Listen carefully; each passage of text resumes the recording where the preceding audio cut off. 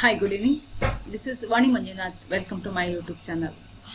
ಇವತ್ತು ನಾನು how to improve trading mindset ಅನ್ನೋದ್ರ ಬಗ್ಗೆ ಸ್ವಲ್ಪ ಮಾತಾಡೋಣ, ಹಾಗೆ ಅನಾಲಿಸಿಸ್ ಕೂಡ ಮಾಡೋಣ. So it's very important in ನಮ್ಮ ಒಂದು ಸ್ಟಾಕ್ ಮಾರ್ಕೆಟ್ಗೆ. ಇದು ತುಂಬಾ ಅನ್ವಯ ಆಗುತ್ತೆ.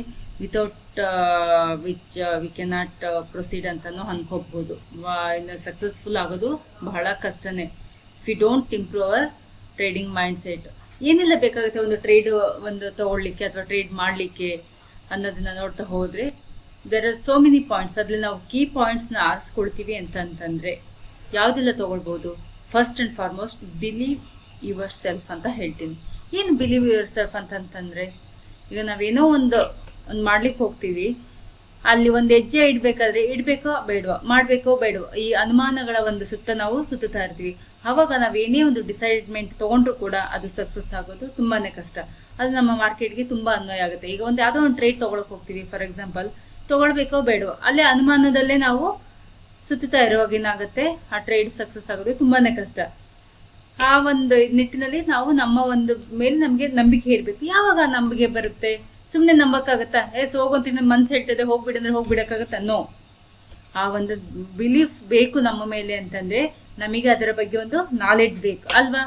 So when we have A good knowledge, ಆಗ ಮಾತ್ರ ನಾವು ನಮ್ಮ ಮೇಲೆ ನಾವು ನಂಬಿಕೆ ಇಟ್ಕೊಂಡು, ನನಗೆ ನಾಲೆಡ್ಜ್ ನನಗೊಂದು ಮನಸ್ಸಿನಲ್ಲಿ ಏನು ಬರುತ್ತೆ, ಒಂದು ಬಲ ಬರುತ್ತೆ. ಆ ಒಂದು ಬಲವಾದ ಒಂದು ಶಕ್ತಿನ ಇಟ್ಕೊಂಡು ನಾನು ಮುನ್ನುಗ್ಬಹುದು.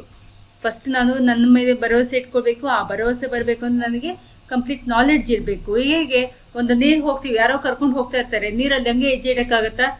ಇಲ್ಲ. ನನಗೆ ಒಂದು ಪ್ಲಾಟ್ಫಾರ್ಮ್ ಸಿಕ್ಕಿದೆ, ಇಲ್ಲಿ ಬೇಸ್ ಇದೆ, ನಾನು ಇಟ್ಟರೆ ನನಗೆ ಫೀಲ್ ಆಗುತ್ತೆ ಅದು ಅಲ್ವಾ? ಇಲ್ಲಿ ಫ್ಲೋರ್ ಇದೆ, ಇಲ್ಲಿ ಹೆಜ್ಜೆ ಇಡ್ಬೋದು, ನಾನು ನಿಲ್ಬೋದು ಅಂತ ಒಂದು ಬರುತ್ತೆ. ಆಗ ಮಾತ್ರ ನಾನು ಧೈರ್ಯವಾಗಿರ್ತೀನಿ. ಇಲ್ಲ ಅಂತಂದರೆ ನನಗೇನು ಗೊತ್ತಿಲ್ಲ, ಅದು ಬೇಸ್ ಗೊತ್ತಿಲ್ಲ ಅಂತ ಯಾರೋ ಕೈ ಇಟ್ಕೊಂಡು ಹೋಗ್ತಾಯಿದ್ರೆ ಅವ್ರ ಕೈಯಿಂದ ಮಾತ್ರ ಇಟ್ಕೊಂಡಿರ್ತೀನಿ, ನಾನು ಇಲ್ಲಿ ಫ್ಲೋರೇ ಚೆಕ್ ಮಾಡೋಕೆ ಹೋಗಲ್ಲ, ರೈಟ್? ಇದು ಹಾಗೇನೆ ಇಂಪಾರ್ಟೆಂಟು.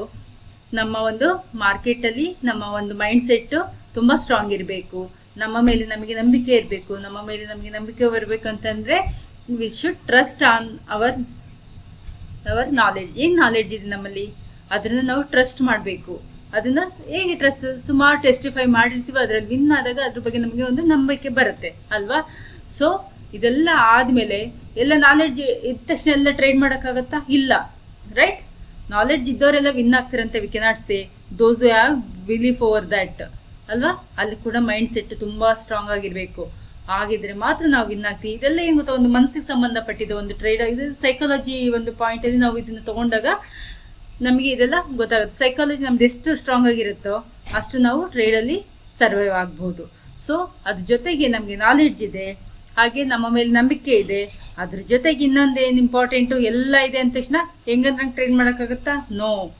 ನಮಗೆ ಕೆಲವೊಂದು ಸೆಟ್ ಆಫ್ ರೂಲ್ಸ್ ಇರುತ್ತೆ. ಆ ಸೆಟ್ ಆಫ್ ರೂಲ್ಸ್, ಆ ಪರಿಧಿ ಏನಿರುತ್ತಲ್ಲ, ಆ ಚೌಕಟ್ಟಲ್ಲಿ ನಾವು ವರ್ಕ್ ಮಾಡಬೇಕು. ಅಂದರೆ ನೋಡಿ, ಒಂಥರ ಒಂದು ಪಾತ್ ಹಿಂಗೆ ಹೋಗ್ತಾ ಇದೀವಿ ಅಂದರೆ, ಈ ಕುದುರೆಗೆ ಇದು ಹಾಕಿರ್ತಾರೆ ಏನು, ಎರಡೂ ಕಣ್ಣುಗಳಿಗೆ. ಯಾಕೆ ಅಂತಂದರೆ ಆ ಸೈಡ್ ಆಚೆಗೆ ಇದಾಗಬಾರ್ದು. ಫೋಕಸ್ ಆನ್ ಅದರ ಒಂದು ದಾರಿನ ಫೋಕಸ್ ಮಾಡಲಿ ಅನ್ನೋ ಒಂದು ಉದ್ದೇಶಕ್ಕಾಗಿ ಆಗಿರ್ತಾರೆ. ಆವಾಗ ಅದರ ವೇಗ ಮತ್ತು ಗುರಿ ಎರಡೂ ಕೂಡ ತುಂಬ ಸ್ಪೀಡಾಗಿ ಒಂದು ಮುಟ್ಟೋಕ್ಕೆ ಸಾಧ್ಯ ಆಗುತ್ತೆ. ಅದೇ ಥರ ನಮ್ಮ ಒಂದು ಟ್ರೇಡಿಂಗಲ್ಲೂ ಅಷ್ಟೇ ನಾಲೆಡ್ಜ್ ಆಗಿರ್ಬೋದು, ನಂಬಿಕೆ ಆಗಿರ್ಬೋದು, ಆಮೇಲೆ ರೂಲ್ಸನ್ನ ಒಂದು ಫಾಲೋ ಮಾಡೋದಾಗಿರ್ಬೋದು. ಎವ್ರಿಥಿಂಗ್ ಶುಡ್ ಬಿ ತುಂಬ ಫಾರ್ಮೇಟಲ್ಲೇ ಹೋಗಬೇಕು. ಒಂದು ಸ್ವಲ್ಪ ಆಚೀಚೆ ಆದ್ರೂ ನಮ್ಮ ಟ್ರೇಡ್ ಕೂಡ ಹಾಗೆ ಆಗಿಬಿಡುತ್ತೆ. ಸೊ ಇದೆಲ್ಲ ಫಾರ್ಮೇಟ್ ಆಗಬೇಕು ಅಂತಂದರೆ ನಮ್ಮ ಮೈಂಡ್ ಸೆಟ್ ಇದೆಲ್ಲ ತುಂಬ ಟಫ್ ಆಗಿರ್ಬೇಕು. ಅದನ್ನು ತುಂಬ ಚೆನ್ನಾಗಿ ಟ್ರೈನ್ ಮಾಡಿದ್ರೆ ಮಾತ್ರ ಆಗುತ್ತೆ. ಅಂದರೆ ಹೇಳೋದು ಏನು ಗೊತ್ತಾ, ಈ ಮನಸ್ಸು ಬುದ್ಧಿನೆಲ್ಲ ತೊಗೊಂಡು ಹೋಗ್ಬಿಟ್ಟು ಇನ್ನೊಬ್ರು ಕೈ ಕೊಟ್ಬಿಡೋದು, ಕಂಟ್ರೋಲ್ ಇಲ್ಲದೆ ಇರೋ ಥರ. ಒಂದಿನ ತಾನೇ ಒಂದು ರೂಲ್ಸ್ ಬ್ರೇಕ್ ಮಾಡಿಬಿಡೋಣ ಬಿಡು ಅಂತ. ಸೊ ಅದ್ರ ಪರಿಣಾಮಗಳು ಗೊತ್ತಾಗುತ್ತೆ.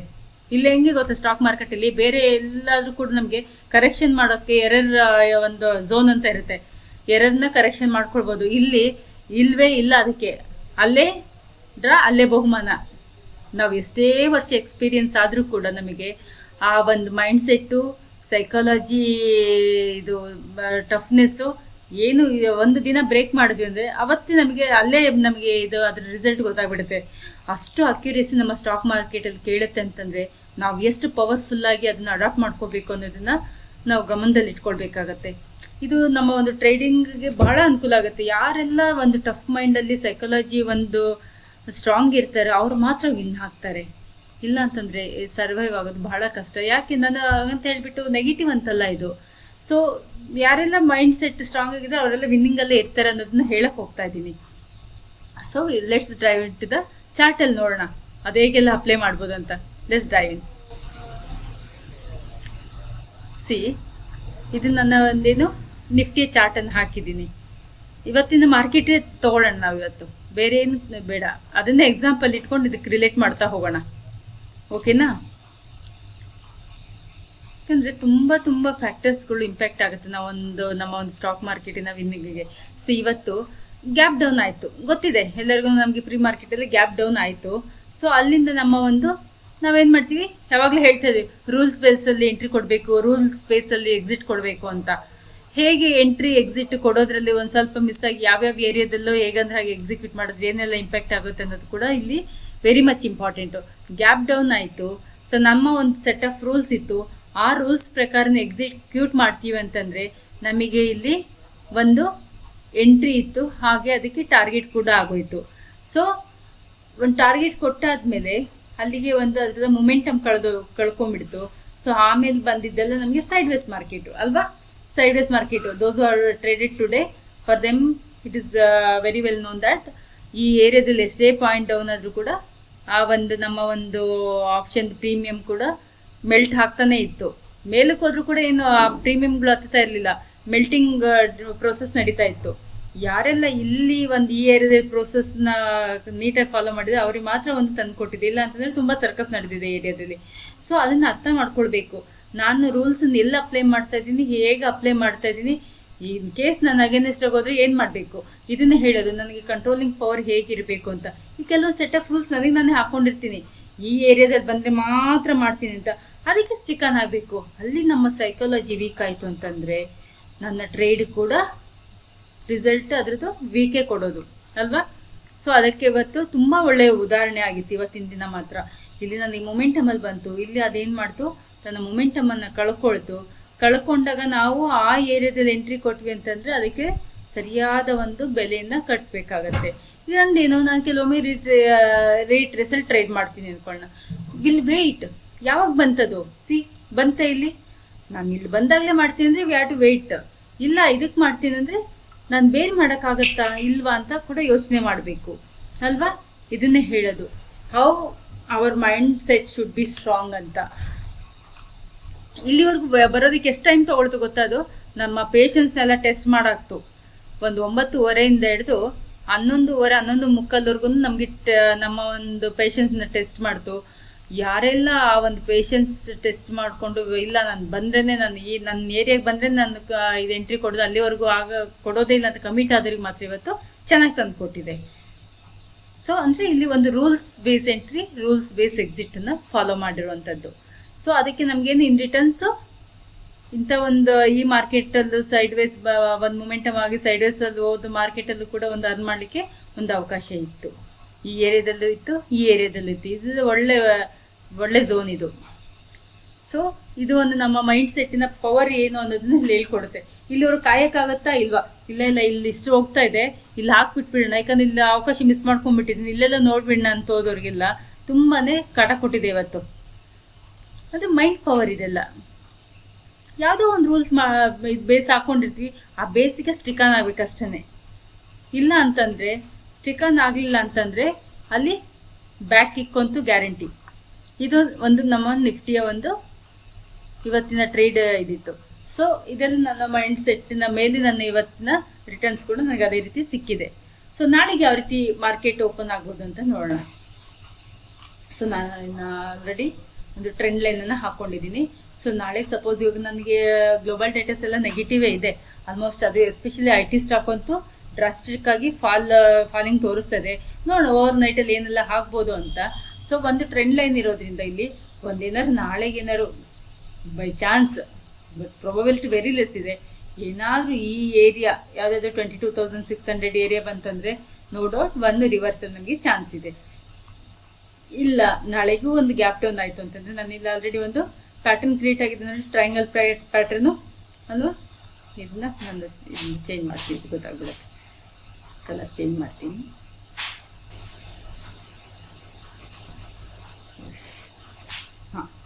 ಇದು ಟ್ರಯಾಂಗಲ್ ಪ್ಯಾಟರ್ನ್ ಆಗಿ ಇದಾಗಿದೆ. ಸೊ ಈ ಪ್ಯಾಟರ್ನ್ ಏನಾದ್ರು ಹಾಗೇನೆ ಬ್ರೇಕ್ ಮಾಡ್ಕೊಳ್ತಾ ಡೌನಿಗೆ ಬಂತು ಅಂತಂದರೆ, ಒಂದೇ ನಿಮಿಷ, ಈ ಪ್ಯಾಟ್ರನ್ನು ಹಾಗೆ ಈ ಒಂದು ಝೋನಲ್ಲೇ ಟ್ರೇಡ್ ಮಾಡ್ಕೊಂಡು ಇಲ್ಲಿ ಬಂತು ಅಂದರೆ ದಿಸ್ ನೋ ಡೌಟ್ ನಮಗೆ 22,460ವರೆಗೂ ದೇರ್ ಇಸ್ ಚಾನ್ಸ್. ಸಪೋಸ್ ಇನ್ನೂ ಡೌನ್ ಸೈಡಿಗೆ ಬ್ರೇಕ್ ಆಯಿತು ಅಂತ ಅಂದ್ಕೊಳ್ಳೋಣ, ಆಗೇನು ಮಾಡೋದು ಅಂದರೆ ನಮ್ಮದು ನೆಕ್ಸ್ಟ್ ಝೋನ್ ಇದ್ದೇ ಇದೆ 22,360. ಝೋನ್ ಬೈ ಝೋನ್ ಟ್ರೇಡ್ ಮಾಡೋದಷ್ಟೇ. ಇಲ್ಲಿಂದ ಹೋಯ್ತಾ ಇಲ್ಲೇನು ನೆಕ್ಸ್ಟ್ ಏನು ಮಾಡಬೇಕು, ಇಲ್ಲಿಂದ ಕೆಲವಂತ ನೆಕ್ಸ್ಟ್ ಏನು ಮಾಡಬೇಕು, ಇಲ್ಲಿ ಬಂತ ನೆಕ್ಸ್ಟ್ ಹೈಯರ್ ಸೆಟ್ ನಾನು ಯಾವ ರೀತಿ ನೋಡಬೇಕು, ಇಷ್ಟೇ ಇರೋದು. Market is very simple. ಅದೇ ಹೇಳಿದೆ, ನಮ್ಮ ಸೈಕಾಲಜಿ, ನಮ್ಮ ಮೈಂಡ್ ಸೆಟ್ಟಿಂದ ನಾವೇನು ಮಾಡ್ತೀವಿ, ವಿ ಆರ್ ಮೇಕಿಂಗ್ ಕಾಂಪ್ಲಿಕೇಟೆಡ್ ಅಷ್ಟೇ ಇಲ್ಲಿ ಅಲ್ವಾ. ನನಗೆ ಗೊತ್ತಿದೆ ಯಾವ್ಯಾವ ಪಾಯಿಂಟ್ ರಿವರ್ಸಲ್ ಆಗುತ್ತೆ ಅಂತ. ಇಲ್ಲ ಅದಕ್ಕೆ ವೆಯ್ಟ್ ಮಾಡೋದು ಇಲ್ವಾ, ಈ ಪಾಯಿಂಟ್ ಅದು ಎಷ್ಟು ಮೂಮೆಂಟ್ ಆಗಿದೆ, ಎಷ್ಟು ಇನ್ನು ಪೆಂಡಿಂಗ್ ಇದೆ ನೋಡ್ಕೊಳ್ಳೋದು, ಟ್ರೇಡ್ ಮಾಡೋದು. ದೇರ್ ಇಸ್ ನೋ ಏನಂತ ಇಶ್ಯೂಸೇ ಇಲ್ಲ. ಯಾವಾಗ ನಾವು ಅದನ್ನು ಆಚೀಚೆ ಮಾಡ್ಕೊಳ್ತೀವಿ ಅಲ್ಲಿಂದ ಪ್ರಾಬ್ಲಮ್ ಶುರುವಾಗುತ್ತೆ. ಸೊ ನಾಳೆಗೆ ಇಷ್ಟೇ ಇರೋದು ಟ್ರೇಡು. ಡೌನ್ ಸೈಡ್ ಬಂತಂದರೆ ನನಗೆ 22,460 ಇದೆ, ಅದನ್ನು ಬೀಟ್ ಮಾಡ್ತು ಅಂತಂದರೆ there is no doubt 22,200 area to as 22,360 every 100 point there is a support. Major support ಬಂದ್ಬಿಟ್ಟು ನನಗೆ 22,300 will be my next support. ಈ ಏರಿಯಾ ಮೇಜರ್ ಸಪೋರ್ಟ್ ನಾನು ಹೇಳ್ತಾ ಇರೋದು. ಫಸ್ಟ್ ಸಪೋರ್ಟ್ ಎಲ್ಲಿ ಇದೆಲ್ಲ ಬ್ರೇಕ್ ಆಯಿತು ಅಂತಂದರೆ ಇದು ಬಂದು area 22,460 will be my first support ಆಗುತ್ತೆ. ಅದನ್ನು ಬ್ರೇಕ್ ಆಗಿ ಬಂತಂದರೆ ನೋ ಡೌಟ್ ಇಲ್ಲಿ ಒಂದು ನಮಗೆ ಸಪೋರ್ಟ್ ಏರಿಯಾ ಸಿಗುತ್ತೆ. ಮೇಲ್ಗಡೆ ಹೋದರೆ ರೆಸಿಸ್ಟೆನ್ಸು 22,628. ಸದ್ಯಕ್ಕೆ ಇಟ್ ಈಸ್ ಒಂದು ಕಷ್ಟ ಅನಿಸುತ್ತೆ, ಯಾಕಂದರೆ ನಾಳೆಗೆ ಏನಾದ್ರು ಸೈಡ್ ವೇಸ್ ಓಪನ್ ಆಗಿ ಇಲ್ಲೇ ಪ್ರೆಸೆಕ್ಷನ್ ಆಗಿ ಬಂತು ಅಂತಂದರೆ ಈ ಏರಿಯಾನ ಟೆಸ್ಟ್ ಮಾಡಿ ಡೈರೆಕ್ಟಾಗಿ ಈ ಏರಿಯಾಗೆ ನಮಗೆ 22,460ಗೆ ದೇರ್ ಇಸ್ ಎ ಚಾನ್ಸ್ ಅಲ್ವಾ. ಹೈಯರ್ ಸೈಡ್ ಅಂದರೆ 22,600 ಆಲ್ರೆಡಿ ನಮಗೆ ರೆಸಿಸ್ಟೆನ್ಸ್ ಏರಿಯಾ ಇದೆ.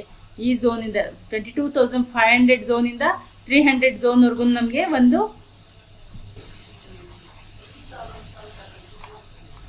ಈ ಝೋನ್ವರೆಗೂ ನಮಗೆ ನಾಳೆಗೆ ಸ್ಪೇಸ್ ಇದೆ ಆಯಿತಾ. ಇದು ನೋಡ್ಕೊಂಡು ನಮ್ಮ ಏರಿಯಾ ವೈಸ್ ನೋಡ್ಕೊಂಡು ಸಪೋರ್ಟ್ ಆ್ಯಂಡ್ ರೆಸಿಸ್ಟೆನ್ಸ್ ನೋಡಿಕೊಂಡು ನಾವು ಒಂದು ಟ್ರೇಡನ್ನು ತೊಗೊಳ್ಬೋದು.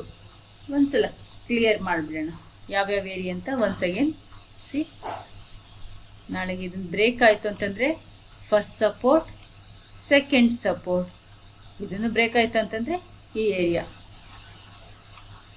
ಇದಿಷ್ಟು ನನ್ನ ಒಂದು ನಿಫ್ಟಿ ಅನಾಲಿಸಿಸ್ ಆಗಿರುತ್ತೆ. ಈಗ ನೆಕ್ಸ್ಟು ಬ್ಯಾಂಕ್ ನಿಫ್ಟಿ ನೋಡೋಣ.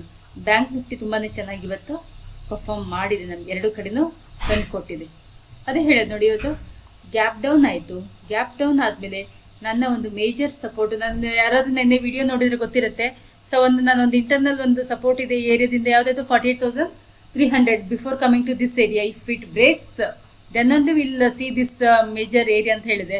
ಬಟ್ ದೋಸ್ ನನ್ನ ಒಂದು ವಿಡಿಯೋ ನೆನ್ನೆ ನೋಡಿದ್ದಿದ್ರೆ ಅವ್ರಿಗೆ ಎಕ್ಸಾಕ್ಟ್ ಗೊತ್ತಾಗುತ್ತೆ. ಇಲ್ಲಿಂದ ನಾನು ಏನು ಮಾಡಿದೆ, ಸಪೋರ್ಟ್ ಏನೇ ತೊಗೊಳ್ತು ಅಂತಂದರೆ no doubt we can see upper ಎಂಡಲ್ಲಿ ಅಟ್ಲೀಸ್ಟ್ ಒಂದು ಮಿನಿಮಮ್ ನಾವು 200 ಪಾಯಿಂಟ್ ನಾವು ನೋಡ್ಬೋದು ಅಂತ ಅಂದ್ಕೊಂಡ್ವಿ.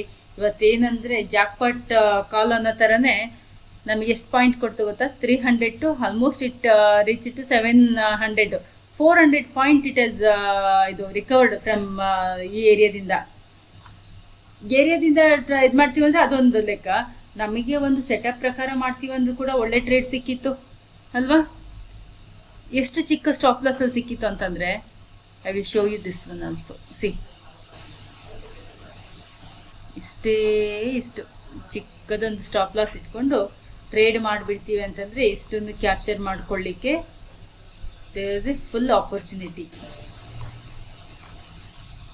ಅಲ್ವಾ. ನಮಗೆ ಸೆಲ್ಲಿಂಗ್ ಸೈಡು ಸಿಕ್ತು, ಹಾಗೆ ಬೈಯಿಂಗ್ ಸೈಡು ಸಿಕ್ಕಿತ್ತು. ಸೆಲ್ಲಿಂಗ್ ಸೈಡ್ ಬಿಡಿ, ಫಸ್ಟ್ ಕ್ಯಾಂಡಲಿಂದನೇ ಆರಾಮಾಗಿ ನಮಗೆ ಒಳ್ಳೆ ಟಾರ್ಗೆಟ್ ಕೊಟ್ಟಿದೆ. ಹಾಗೆ ನಮಗೆ ಏರಿಯಾ ವೈಸಿಂದ ನಾವು ಇದು ತೊಗೊಳ್ತೀವಿ ಅಂತಂದರೆ ಈ ಏರಿಯಾದಿಂದ ಕೊಡ್ತು. ಬೇರೆ ನನ್ನ ಪ್ಯಾಟರ್ನ್ ಪ್ರಕಾರ ಮಾಡ್ತೀನಿ, ನನ್ನ ಒಂದು ಸ್ಟ್ರಾಟಜಿ ಪ್ರಕಾರ ಮಾಡ್ತೀನಿ ಅಂದರೆ ಇಲ್ಲಿಂದನೇ ಕೊಡ್ತು. ಯಾವ ರೀತಿನಲ್ಲಿ ಬೇಕಾದ್ರೂ ಟ್ರೇಡ್ ಮಾಡಿ, ಅದನ್ನೇ ಹೇಳೋದು. ನಾವು ಒಂದು ಚಾರ್ಟನ್ನು ನೋಡುವ ರೀತಿ, ನನ್ನ ಒಂದು ಮೈಂಡ್ ಸೆಟ್ಟು, ನನ್ನ ಸೈಕಾಲಜಿ ಲೆವೆಲ್ಲು ಎಷ್ಟು ಸ್ಟ್ರಾಂಗ್ ಇದೆ depending upon that I am going to sustain in this market. ಅಷ್ಟೇ simple, very much simple. So let's see for tomorrow. ನಾಳೆಗೆ ಏನಿಲ್ಲ ಟ್ರೇಡನ್ನು ನೋಡ್ಬೋದು ಅಂತ ನೋಡೋಣ. ಓಕೆ, ಯಾ, ಈಗ ಆಲ್ರೆಡಿ ನಮಗೊಂದು ಟ್ರೆಂಡ್ ಲೈನ್ಗೆ ಒಂದು ಸಿಕ್ಕಿದೆ. ಇದು ಟ್ರೆಂಡ್ ಲೈನ್ ಪ್ರಕಾರ ಟ್ರೇಡ್ ಮಾಡ್ತೀವಿ ಅಂತಂದರೆ ಇವತ್ತು ಮಾರ್ಕೆಟ್ ಏನಾಗಿದೆ, ನಮ್ಮದು ಬ್ಯಾಂಕ್ ನಿಫ್ಟಿ ಹೈಯರ್ ಎಂಡಲ್ಲಿ ಒಂದು ಕ್ಲೋಸ್ ಆಗಿದೆ. ಬಿಲ್ಸಿ ನಾಳೆಗೇನಾದ್ರು ಒಂದು ಬೈ ಚಾನ್ಸ್ ಈ ಸೈಡ್ ವೇಸಲ್ಲೇ ಓಪನ್ ಆಗಿ ಮೇಲಕ್ಕೆ ಹೋಯ್ತು ಅಂದರೆ this no doubt 48,800 will be our resistance ಆಗುತ್ತೆ. ಅದನ್ನು ಬೀಟ್ ಮಾಡಿ ಬಂತು ಅಂತಂದರೆ ಅಥವಾ ನಾಳೆಗೆ ಕೂಡ ಗ್ಯಾಪ್ ಡೌನ್ ಆಯಿತು ಅಂತಂದರೆ ಇಮಿಡಿಯೇಟ್ ಸಪೋರ್ಟ್ ನನಗೆ ಏನಾಗುತ್ತೆ, ಈ ಯಾವುದಾದ್ರು 48,400 ಏರಿಯಾ ಅದು ಅಥವಾ 300 ಈ ಏರಿಯಾವರೆಗೂ ನೋಡ್ಬೋದು. ಗ್ಯಾಪ್ ಡೌನ್ ಏನಾದ್ರು ಆಯಿತು ಅಂತಂದರೆ will see this area will become crucial support for me. ಅದನ್ನು ಬೀಟ್ ಆಯಿತು ಅಂತಂದರೆ ನಮಗೆ ಹಳೆಯ ಒಂದು ಏನು ಹೇಳಿದ್ದೆ 48,022 ವಿಲ್ ಬಿಕಮ್ ನನ್ನ ಮೇಜರ್ ಒಂದು ಸಪೋರ್ಟ್ ಆಗುತ್ತೆ. ಒಂದು ಇದು ಮಾಡ್ಕೊಳ್ಳಿ, ಈ ಏರಿಯಾ ಓಪನ್ ಆಯಿತು, ಇಮ್ಮಿಡಿಯೇಟಾಗಿ ಇಲ್ಲಿ ಬಂತು ಅಂತಂದರೆ ಇದು ಒಂದು ಆ್ಯಕ್ಷನ್ ಝೋನ್ ಆಗೇ ಆಗುತ್ತೆ. ಇಲ್ಲಿ ಪ್ರೈಸ್ ಆ್ಯಕ್ಷನ್ ನೋಡಿಕೊಂಡು ನಾವು ಟ್ರೇಡ್ ಮಾಡ್ಕೊಂಡು ಈ ಟ್ರೆಂಡ್ ಲೈನ್ ಹಾಗೆ ಇರಲಿ, ಎಕ್ಸ್ಟೆಂಡೆಡ್ ವರ್ಷನ್ ಆಗೇನು ಇದನ್ನು ರೆಸ್ಪೆಕ್ಟ್ ಮಾಡಿ ಬಂತು ಅಂತಂದರೆ ದಿಸ್ ನೋ ಡೌಟ್ ಇಲ್ಲಿ ಒಂದು ಚಾನ್ಸ್ ಇದೆ. ಸೊ ಹೈಯರ್ ಎಂಡ್ ಆಯಿತು ಅಂತಂದರೆ this is going to become ನನ್ನ ಒಂದು ರೆಸಿಸ್ಟೆನ್ಸ್ ಇದು ಅಲ್ವಾ. ಏರಿಯಾ ಒಂದು ನನಗೆ ರೆಸಿಸ್ಟೆನ್ಸ್, ಇದು